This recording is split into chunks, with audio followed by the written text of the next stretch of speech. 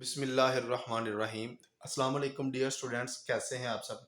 उम्मीद करता हूं कि आप सब खैर आफियत से होंगे, ठीक ठाक होंगे। प्यारे बच्चों, आज हम एक नया टॉपिक शुरू करने लगे हैं जिस टॉपिक का नाम है अकाउंट्स फ्रॉम इनकम्प्लीट रिकॉर्ड्स, या बेटा इसका दूसरा नाम है सिंगल एंट्री सिस्टम। ये चैप्टर आईकम पार्ट 2 की जो बुक है प्रिंसिपल्स ऑफ अकाउंटिंग, उसका राइटर है सुहेल अफजल एंड आरफ चौधरी। उस बुक से चैप्टर नंबर 1 है, इसलिए मैं लिखा है चैप्टर नंबर 1, और ये उसका नाम है अकाउंट्स फ्रॉम इनकम्प्लीट रिकॉर्ड्स या सिंगल एंट्री सिस्टम। बेटा आज के इस लेक्चर में हम सिंगल एंट्री सिस्टम या अकाउंट्स फ्रॉम इनकम्प्लीट रिकॉर्ड का इंट्रोडक्शन डिटेल के साथ डिस्कस करेंगे कि सिंगल एंट्री सिस्टम क्या है, इसको इस सिस्टम को कौन से बिजनेस अडॉप्ट करते हैं और इसको अडॉप्ट करने का मकसद क्या होता है। बेटा जी देखिए, लिखा हुआ है अकाउंट्स, हमने क्या प्रिपेयर करना है, अकाउंट्स बनाने हैं। कहाँ से? इनकम्प्लीट रिकॉर्ड से। ऐसा रिकॉर्ड जो कंप्लीट नहीं है, जो इनकम्प्लीट रिकॉर्ड है, उस रिकॉर्ड की तरफ देख के हमने क्या प्रिपेयर करना है, अकाउंट्स प्रिपेयर करने हैं। बेटा आप इसका इंट्रोडक्शन पढ़ने से पहले आपको एक चीज बहुत अच्छे तरीके से पता होनी चाहिए कि तीन थ्री टाइप्स हैं बिजनेस की, कि बिजनेस जो होते हैं, थ्री टाइप्स ऑफ बिजनेस, कि हमने ये पढ़ा हुआ है कि बिजनेस तीन तरह के होते हैं। एक हमने पढ़ा हुआ है कि सोल ट्रेडरशिप, जिसे हम बेटा कहते हैं वाहद मलकियती कारोबार। दूसरा हमने पढ़ा हुआ है बेटा पार्टनरशिप, और तीसरा बेटा जी हमने पढ़ा हुआ है ज्वाइंट स्टॉक कंपनी। ये तीन तरह के बिजनेस हमने आइकम पार्ट 1 में पढ़े हुए हैं चैप्टर नंबर 1 के अंदर। ये तीन तरह का बिजनेस क्या है, हम बस थोड़ा सा डिस्कस करेंगे। पहला है सोल ट्रेडरशिप, ऐसा बिजनेस जिसका मालक एक ही इंसान होता है। जितना बिजनेस को प्रॉफिट होगा वो खुद ही इंजॉय करेगा, जितना नुकसान है वो खुद बर्दाश्त करेगा, इसका सोल ट्रेडरशिप या महल मलकिती कारोबार। यह पार्टनरशिप, जिसमें दो या दो से ज्यादा लोग मिलकर कोई कारोबार करते हैं, वो पार्टनरशिप है। मैं डिटेल में नहीं जा रहा, बस आपको थोड़ा सा हिंट दे रहा हूँ। ज्वाइंट स्टॉक कंपनी का, जिसमें कम से कम 7 या ज्यादा से ज्यादा कोई लिमिट नहीं है, इतने लोग मिलकर कोई कारोबार कर सकते हैं, ज्वाइंट स्टॉक कंपनी। बेटा हमारा जो टॉपिक है वो सिंगल एंट्री सिस्टम। इन तीनों बिजनेस का एक ही मकसद है। वो मकसद क्या है कि इन तीनों बिजनेस का बेटा मकसद सिर्फ एक है कि इन्होंने क्या करना है, अर्न प्रॉफिट। ये तीनों बिजनेस का सिर्फ एक मकसद है कि अगर सोल ट्रेडरशिप की बात करें उसने भी प्रॉफिट अर्न करना है, पार्टनरशिप की बात करें उसने भी प्रॉफिट अर्न करना है, जॉइंट स्टॉक कंपनी की बात करें उसने भी प्रॉफिट अर्न करना है। हमारा जो मकसद है वो डिस्कस करना है सिंगल एंट्री सिस्टम को, कि सिंगल एंट्री सिस्टम कौन बनाता है। बेटा जी single entry system soul tradership बनाता है। क्यों बनाता है? क्योंकि सोल ट्रेडरशिप की एग्जांपल मैं आपको दे रहा हूँ। एक करियाने की शॉप है, एक बार्बर की शॉप है, एक ब्यूटी पार्लर है, एक मेडिकल स्टोर है। ये एटसेट्रा, ये एग्जांपल है सोल ट्रेडरशिप की। हम डिस्कस करते हैं कि सोल ट्रेडरशिप के अंदर एक करियाने की शॉप है। बेटा करियाने की शॉप का जो मालक है वो कभी भी बिजनेस के अंदर हर चीज को रिकॉर्ड नहीं करता। वो कभी भी ये नहीं रिकॉर्ड करता कि आज मैंने कितने कस्टमर्स को कैश पे चीजें सेल की, वो कभी अपने पास रिकॉर्ड नहीं करेगा। वो कभी भी अपने पास ये रिकॉर्ड नहीं करेगा कि मेरे आज के दिन के एक्सपेंसेस कितने हुए हैं, मैंने किस किस को आज के दिन का सैलरी दी है। वो कभी भी इस चीज को रिकॉर्ड नहीं करता। वो रिकॉर्ड क्या करता है? बेटा सोल ट्रेडरशिप जो है वो रिकॉर्ड करता है कि हमने किन लोगों को, किन कस्टमर्स को उधार पे चीजें सेल की। यानी कि हम ये कह सकते हैं नंबर 1 के अंदर वो डेटर्स का अकाउंट बनाता है, डेटर्स लेजर बनाता है। एक बात, वो फिर वो कभी भी अपने पास एक प्रॉपर रिकॉर्ड नहीं रखेगा किस चीज का, कि मैंने किस किस सप्लायर से, किस किस बंदे से कैश पे चीजें खरीदी हैं बिजनेस के लिए। वो कभी भी रिकॉर्ड नहीं रखेगा अपने पास। वो क्या करेगा, वो ये रिकॉर्ड जरूर अपने पास रखेगा कि मैंने किस सप्लायर से, किस बंदे से उधार पे चीजें खरीदी हुई हैं। यानी कि हम ये कह सकते हैं वो क्रेडिटर्स का लेजर भी बनाएगा, लाजमी बनाएगा। ये दो लेजर जो है वो नॉर्मली बनाएगा ही बनाएगा। अच्छा, ये दो लेजर बन गए। अब उसने, हमने भी बात की कि वो किसी चीज का भी रिकॉर्ड प्रॉपर तरीके से अपने पास नहीं रखेगा। क्यों नहीं रखेगा? क्योंकि उसे जरूरत ही नहीं है, एक बात। दूसरी बात, वो इसलिए नहीं रखता कि बेटा जो स्मॉल बिजनेस होते हैं या जो सोल ट्रेडरशिप बिजनेस होते हैं, ये आमतौर पे अनपढ़ बंदे होते हैं। इन लोगों ने अकाउंटिंग का, इनके पास नॉलेज नहीं होता, इनको पता ही नहीं होता कि अकाउंटिंग है क्या। ठीक हो गया एक। और दूसरा, इनको ये भी नहीं पता आता कि कौन सा सिस्टम हमने अडॉप्ट करना है। ये सिंगल एंट्री सिस्टम एक अनसाइंटिफिक मेथड है। ठीक हो गया। अच्छा जी, अब ये लोग ये दो चीजें सिर्फ रिकॉर्ड करते हैं, ये रिकॉर्ड क्या कुछ नहीं करते। हम वो पढ़ने लगे हैं कि कौन कौन सी चीजें ये रिकॉर्ड नहीं करते। बेटा जी, पहला पॉइंट, जो कोई भी जर्नल एंट्री ये रिकॉर्ड नहीं करते, नो जर्नल एंट्री। क्योंकि जब इन्होंने सेल परचेज का हिसाब ही नहीं रखना, एक्सपेंसेस का हिसाब ही नहीं रखना, रेवेन्यूज का कंप्लीट हिसाब नहीं रखना, तो ये कोई जर्नल एंट्री पास नहीं करेंगे। No proper preparation, no proper preparation of ledgers, ये लेजर्स की भी प्रिपरेशन नहीं करते प्रॉपर तरीके से। उसके बाद no preparation of trial balance. बेटा देखिए, जब आपके पास जर्नल नहीं बनेगा तो डेफिनेटली आपके पास लेजर्स भी नहीं बनेंगे। जब आपके पास लेजर नहीं बनेगा तो डेफिनेटली आपके पास ट्रायल बैलेंस भी नहीं बनेगा। अगर ट्रायल बैलेंस नहीं बनेगा तो आपके पास बेटा जी वो भी नहीं बनेगा trading profit and loss account. No preparation of trading profit and loss account and balance sheet.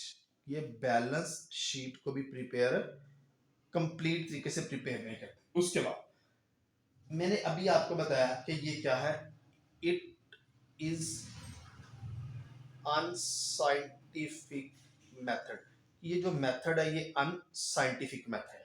उसके बाद इन्होंने क्या करना होता है, इन्होंने कंप्लीट तरीके से जितने भी अकाउंट्स हैं उनकी प्रिपरेशन नहीं करनी होती। कैसे?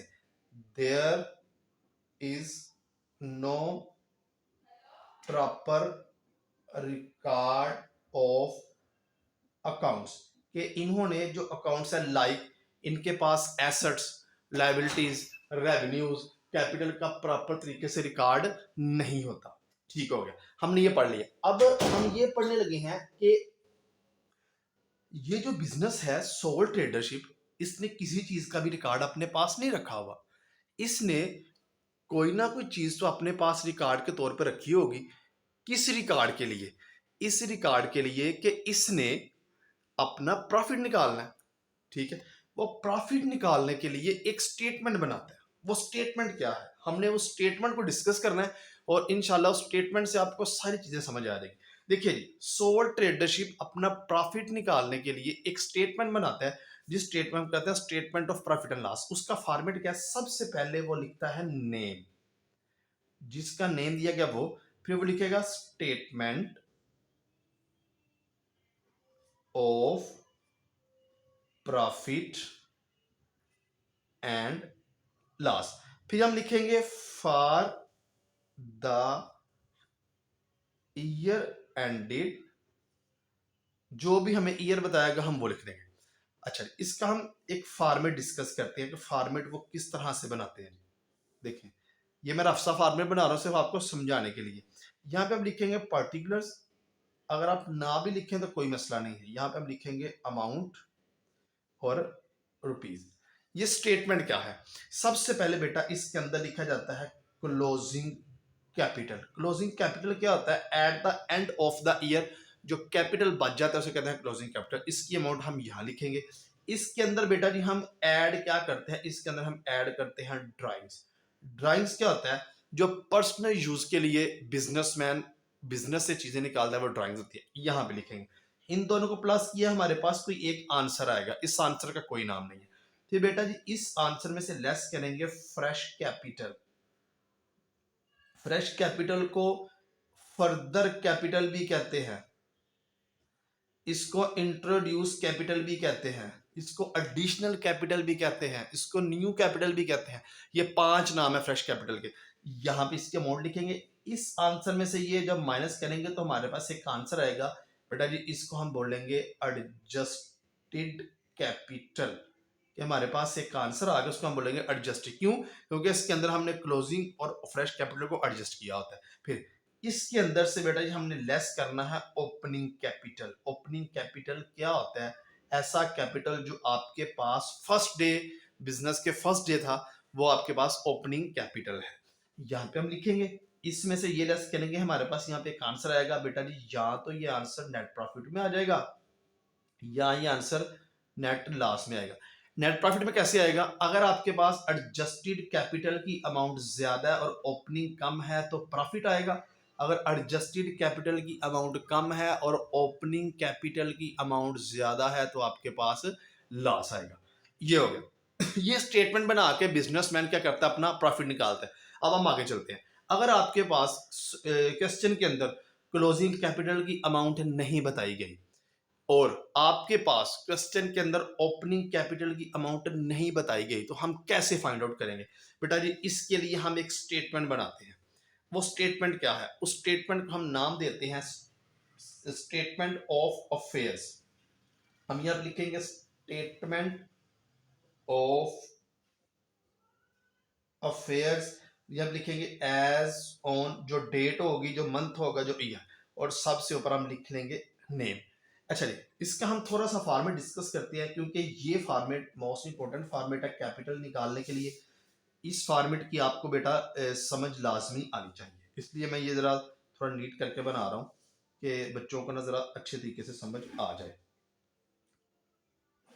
ये देखें बेटा, ये हमारे पास ऑलमोस्ट जो फॉर्मेट है वो रेडी हो गया है। सबसे पहले हमने क्या करना है, हम यहाँ पे लिखेंगे ये हमारे पास है एसेट्स।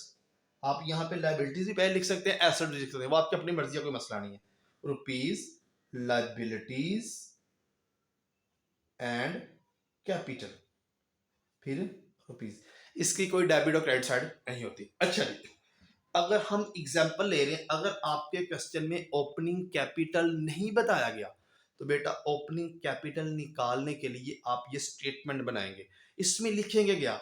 एसेट्स के अंदर सारे के सारे ओपनिंग एसेट सवाल में बताए होंगे वो लिखेंगे, ओपनिंग लाइबिलिटीज बताई गई होंगी वो लिखेंगे। हम बात कर लेंगे एसेट्स आपको सवाल में बताए जाएंगे, वो मैं यहाँ पे एक फॉर्मेट बना देता हूँ। ऑलमोस्ट आपके लेवल पे यही एसेट्स आएंगे, इससे बाहर नहीं आएंगे। सबसे पहले वो आपसे बोलेगा जी कैश है, फिर आपसे बोलेगा जी बैंक है, ठीक है, फिर आपसे वो ये कह सकता है बिल रिसीवेबल है, फिर आपसे वो ये कह सकता है आपके पास डेटर्स भी आपका एसेट है, ये भी सवाल में वो दे सकता है।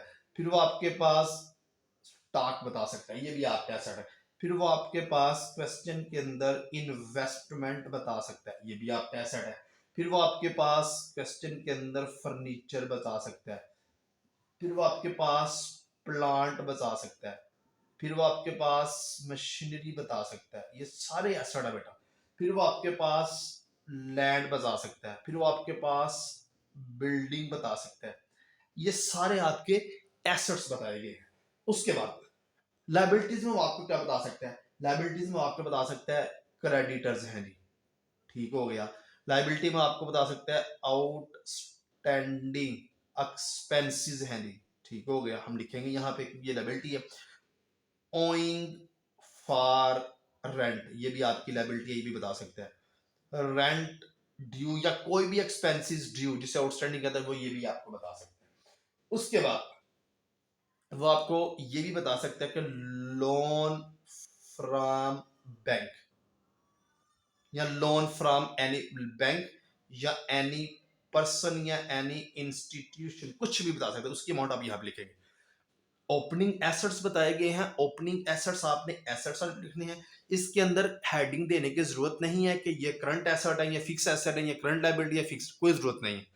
आपने करना क्या है, जो आपको ओपनिंग एसेट सवाल के अंदर बताए हैं उन एसेट्स को यहाँ पे लिखना है एसेट साइड पे, लायबिलिटीज को लायबिलिटी साइड पे लिखना है। और आपने करना क्या है, इस सवाल के अंदर जो सिंगल एंट्री सिस्टम है, आपके पास नॉर्मली एसेट्स का टोटल ज्यादा आएगा। एसेट्स का टोटल आप एसेट साइड पे भी लिखेंगे, एसेट्स का टोटल आप लायबिलिटी साइड पे भी लिखेंगे।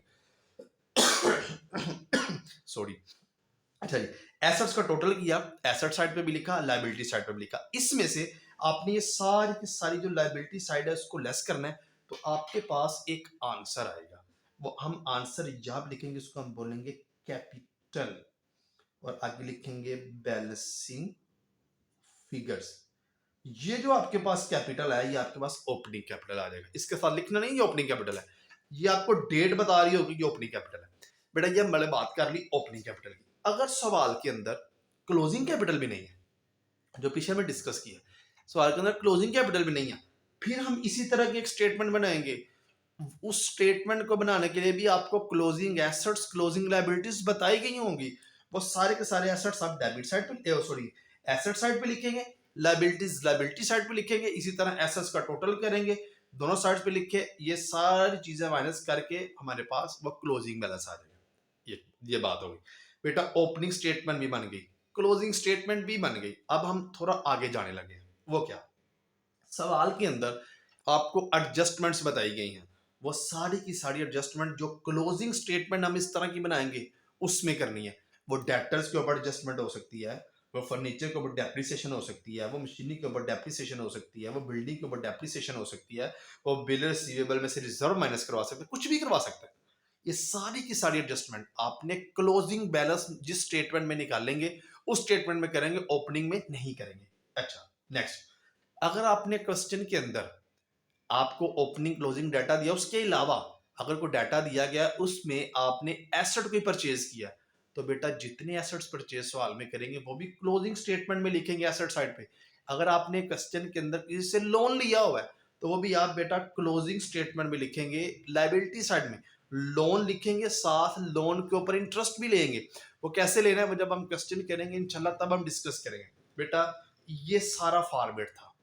इस तरह जो सोल ट्रेडरशिप है वो अपना प्रॉफिट फाइंड आउट करता है। ये बेटा जी स्टेटमेंट हो गई। हमने ये पीछे भी एक स्टेटमेंट डिस्कस की है जिसको हमने नाम दिया था स्टेटमेंट ऑफ अफेयर्स। ये closing capital, drawings less fresh capital, adjusted capital आएगा, ओपनिंग कैपिटल लेस करेंगे, नेट प्रॉफिट या नेट लॉस आ जाएगा। ये सारा हमने एक साथ डिस्कस कर लिया। ये भी हमने अभी हम डिस्कस करने लगे हैं कि सिंगल एंट्री सिस्टम की टाइप्स कितनी है। सिंगल एंट्री सिस्टम की टाइप्स कितनी है हम डिस्कस करने लगे हैं जी। Types of single entry system के सिंगल एंट्री सिस्टम की टाइप्स कितनी है बेटा। 3 टाइप्स हैं सिंगल एंट्री सिस्टम की। 3 type of single entry system. Number 1, सबसे पहली जो टाइप है उसका नाम है प्योर सिंगल एंट्री सिस्टम। इसके अंदर हम क्या करते हैं, प्योर सिंगल एंट्री सिस्टम के अंदर बेटा जी हमने सिर्फ और सिर्फ पर्सनल अकाउंट्स बनाने होते हैं। Only personal accounts are maintained. ये है आपके पास प्योर। नंबर 2 पे आपके पास आती है सिंपल सिंगल एंट्री सिस्टम। इसके अंदर बेटा जी हमने जो पर्सनल अकाउंट के साथ साथ कैश अकाउंट भी बनाना होता है। Prepare personal accounts and cash account. Number 3 आपके पास है कासी सिंगल एंट्री सिस्टम। बेटा जी इसके अंदर हमने क्या करना है, इसके अंदर हमने पर्सनल अकाउंट्स भी बनाने हैं, कैश अकाउंट भी बनाना है और अदर सब्सिडरी बुक्स भी बनानी है। Prepare personal cash account and personal account and other subsidiary books. Subsidiary books कौन सी होती हैं, जिसको हम परचेज बुक कहते हैं, सेल बुक कहते हैं, परचेज रिटर्न बुक कहते हैं, सेल रिटर्न बुक कहते हैं, बिल बुक कहते हैं, कैश बुक कहते हैं, एटसेट्रा। ये सारी की सारी क्या है, सब्सिडरी बुक बेटा। अच्छा ये हो गया। अब लास्ट चीज हम डिस्कस करने लगे हैं methods of single entry system. ये सिंगल एंट्री सिस्टम के मेथड्स कितने हैं, methods of single entry system. बेटा जी सिंगल एंट्री सिस्टम के 2 मेथड है। पहला मेथड क्या है, पहला मेथड है इंक्रीज्ड नेट वर्थ मेथड। दूसरा क्या है, कन्वर्जन मेथड। ये 2 मेथड है। बेटा जी आईकॉम के लेवल के ऊपर जो हम मेथड डिस्कस करते हैं वो इंक्रीज्ड नेटवर्थ मेथड हम डिस्कस करते हैं, और इंक्रीज्ड नेटवर्थ मेथड के तहत ही हम ये वाली स्टेटमेंट बना रहे होते हैं। ये वाली जो स्टेटमेंट है स्टेटमेंट ऑफ अफेयर्स, और इसी मेथड के तहत ही हम ये वाली स्टेटमेंट बना रहे होते हैं स्टेटमेंट ऑफ अफेयर्स, जिसमें हम ओपनिंग कैपिटल और क्लोजिंग कैपिटल निकालते हैं। बेटा जी उम्मीद करता हूं कि आप तमाम स्टूडेंट्स को ये इंट्रोडक्शन बड़े अच्छे से समझ आ गया होगा। अगर किसी स्टूडेंट को समझ नहीं आया तो वो कमेंट सेक्शन में पूछ सकता है, इंशाल्लाह उसको आंसर किया जाएगा। अपना बहुत सा ख्याल रखिएगा, दुआ में याद रखिएगा। इंशाल्लाह इस चैप्टर के लेक्चर्स आज जितने भी सवाल हमने करने हैं वो आपको हर दिन मिलते रहेंगे। अपना बहुत सा ख्याल रखिएगा, दुआ में याद रखिएगा। अल्लाह हाफिज़।